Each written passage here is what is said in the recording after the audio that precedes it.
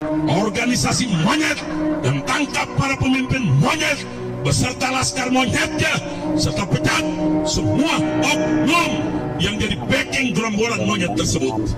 4. Saya serukan segenap ormas Islam dan laskar Islam serta aktivis Islam di seluruh Indonesia yang cinta akan NKRI, yang siap membela Pancasila, yang siap menjaga, membela bangsa, agama, dan negara agar bergerak serentak untuk kejar dan hajar serta ganyang gerombolan monyet neo PKI dimanapun berada. 5. Saya serukan kepada seluruh umat Islam di Indonesia agar bersatu merapatkan barisan, menjaga NKRI dan Pancasila dari rongrongan gerombolan monyet laknat neo PKI yang selalu mengaku paling NKRI dan paling Pancasilais, padahal justru mereka musuh NKRI dan bahkan musuh Pancasila serta perusak NKRI dan perusak Pancasila. Takbir! Saya mau tanya, setuju tidak dengan maklumat tadi? Siap sebarluaskan? Siap laksanakan? Takbir! Saya sampaikan kepada monyet-monyet itu, ayo, kapan kalian mau culik saya, bunuh saya, serang saya, tinggal sebut aja. Kapan kita mau perang? Sebutkan harinya, sebutkan tempatnya, sebutkan tanggalnya. Bawa kau punya pasukan monyet semua. Kami akan lawan kalian sampai tetes darah terakhir. Kami akan bersihkan NKRI ini dari monyet-monyet laknat yang merusak NKRI kita. Setuju tidak? Takbir! Semuanya angkat tangan. Takbir! Takbir! Assalamualaikum warahmatullahi wabarakatuh. Innalillahi wa inna ilaihi raji'un. Semuanya assalamualaikum warahmatullahi wabarakatuh. Waalaikumsalam warahmatullahi Waalaikumsalam warahmatullahi wabarakatuh. wabarakatuh. Pendapat Untuk hostnya mungkin kalau nggak, lanjut host. pendapat saudaraku gimana ini Bang Ahmad, Bang Kotsinsu atas tantangan dari ini gedengkotnya klan yang sebetulnya mereka itu numpang di bangsa kita karena mereka itu sebetulnya tidak punya kewarganegaraan Indonesia. Ini menantang seperti itu tuh bagaimana pendapat saudara-saudara? Menantang perang itu ya.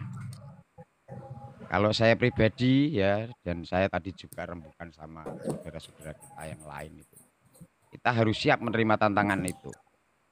Dan ini Kabib-Kabib Dobolowi ini buktikan kalian punya nyali ya, dengan kalian tidak melibatkan pribumi atau mukibin. Buktikan kalian memang punya nyali untuk perang kepada kami-kami ya, yang mendukung perjuangan dari Kiai Haji Madzuddin Al-Bantani ya. Pelurusan sejarah dan macam-macam yang kejahatan yang kalian lakukan itu. Buktikan Kabib-Kabib itu punya nyali, jangan libatkan mukibin kalau memang punya nyali. Ya, jangan seperti dulu peristiwa G30 SPKI. Ya, itu pentolannya jelas itu. DNA Edit, musuh Barokbah, terus Farul Barokbah itu, Balawi semua itu, Kabib semua itu. Itu akhirnya apa? Yang membunuh kiai-kiai kita, banser-banser sampai ribuan jumlahnya itu, para mukibinnya itu. Jangan sampai ini terulang kembali ya para mukibin, jangan ikut-ikutan urusan tantangan ini. Buktikan junjungan kalian punya nyali. Ya, Kabib-Kabib semua kumpul. Kapan dan di mana? Pribumi siap menghadapi kalian semua. Dengan senang hati, jangan libatkan pribumi, jangan libatkan mukibin. Monggo bagaimana kalau Kang Dahlan atau Kang Kotsinsu?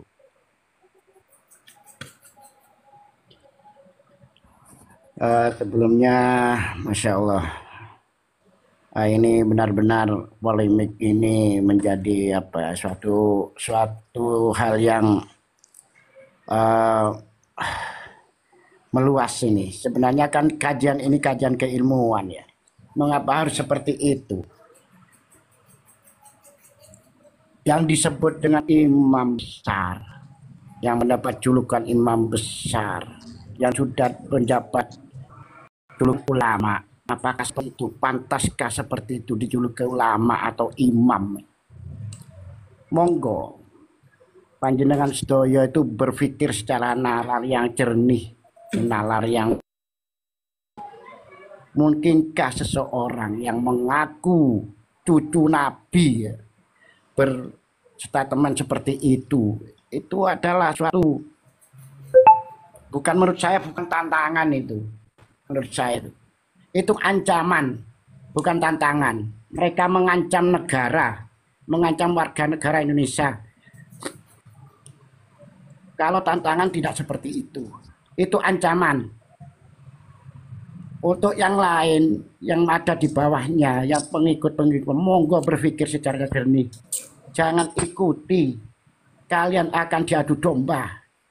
Saya yakin bukan mereka yang menghadapi nanti itu terjun ke lapangan. Saya yakin mereka bukan ahli perang, bukan pejuang, mereka pecundang.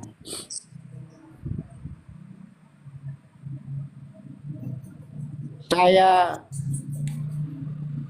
ini memang rasanya harus marah seperti itu kalau ada tokoh publik berkata seperti itu, berstatement seperti itu, mengatasnamakan agama dan mencoba mengadu domba pribumi dengan bangsa Arab.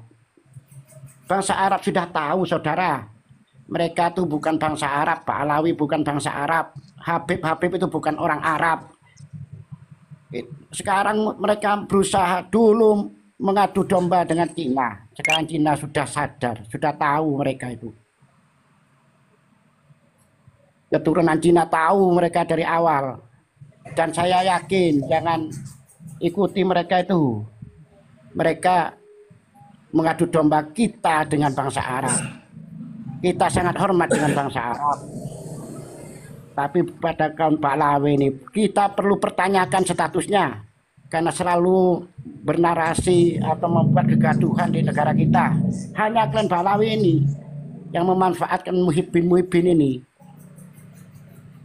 Mereka tidak berani terjun sendiri, berperang tidak akan berani mereka itu.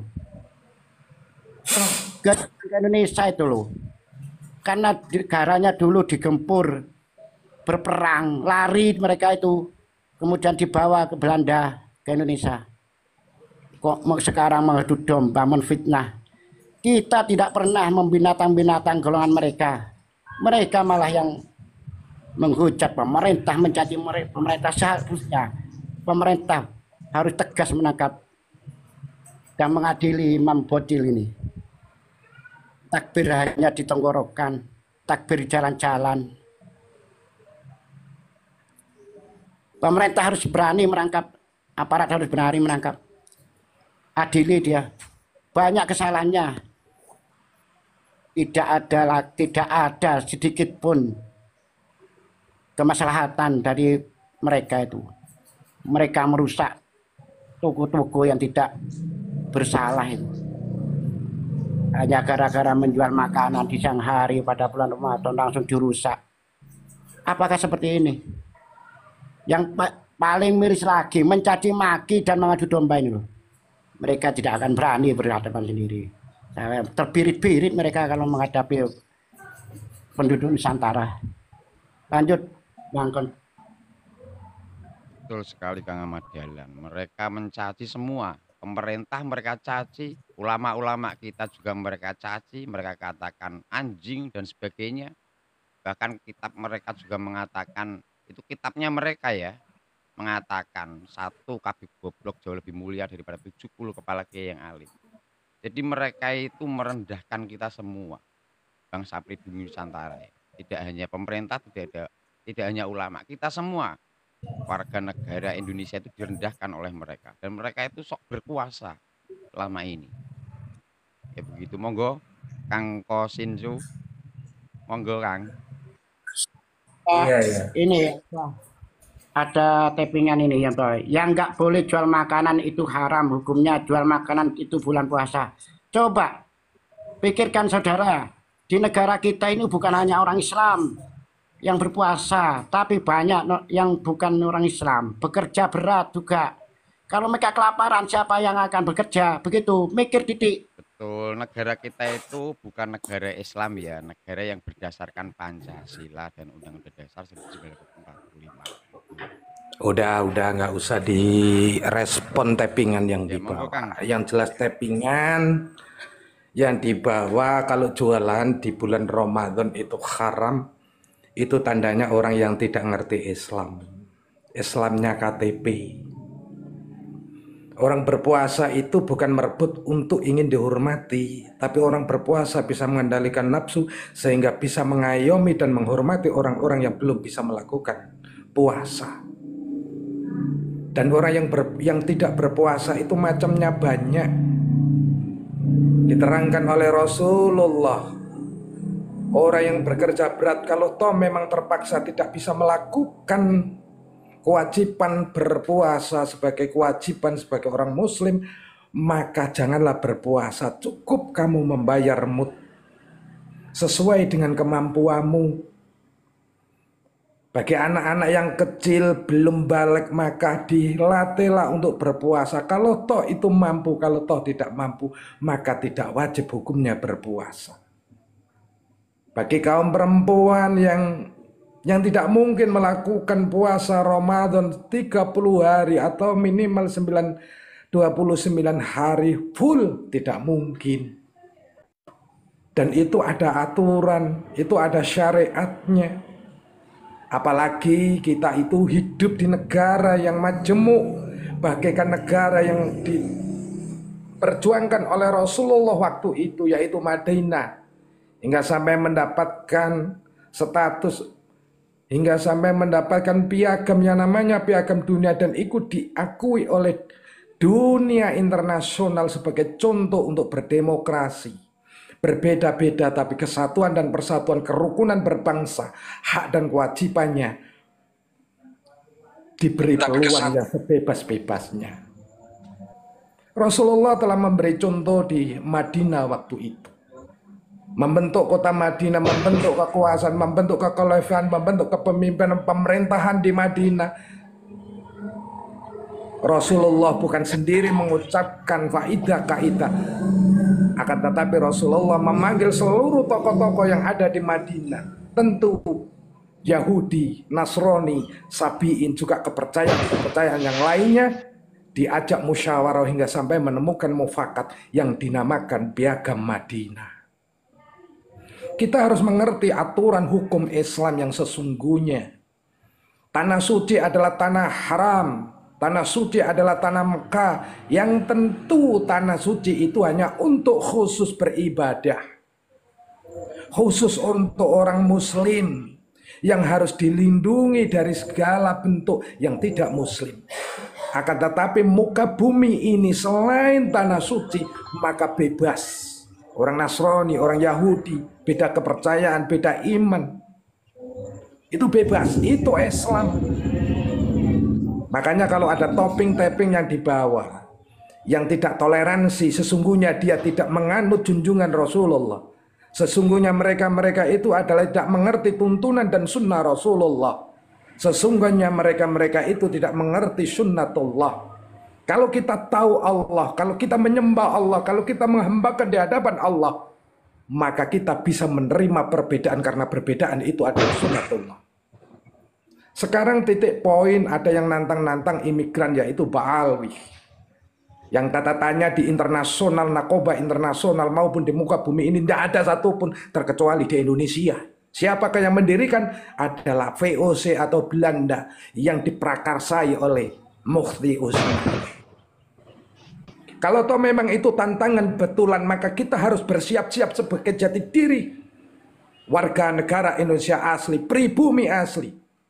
Anak-anak Nusantara, jangan pernah mundur, hanya setapak pun jangan pernah mundur. Apapun yang akan terjadi, kita malu terhadap nenek moyang kita malu terhadap leluhur kita malu terhadap para alim, para ulama, para tokoh, para pahlawan kita.